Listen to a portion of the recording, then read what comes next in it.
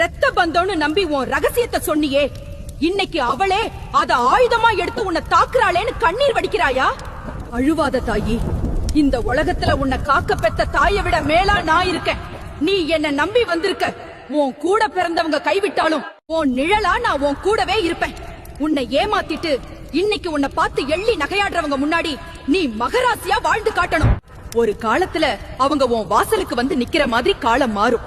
அப்போ அவங்களுக்கு தெரியும் இந்த தாயோட பிள்ளையை தொட்டா என்ன ஆகும் என்று. நீ இப்போ அமைதியா இருந்தாயி. உன் கவலையையும் பகையையும் தீர்க்க உன் ஆத்தா நான் வேட்டைக்கு கிளம்பிட்டேன். என் ஆட்டம் ஆரம்பிச்சா அநியாயம் செஞ்ச எவனும் தப்ப முடியாது. நீ நேர்மையா இரு. உன் உழைப்ப மட்டும் நம்பு. இன்னைக்கு எவன் உன்னை துச்சமா நினைக்கிறானோ அவன் நாளைக்கு உன் பேரை சொல்லி பெருமைப்படணும்.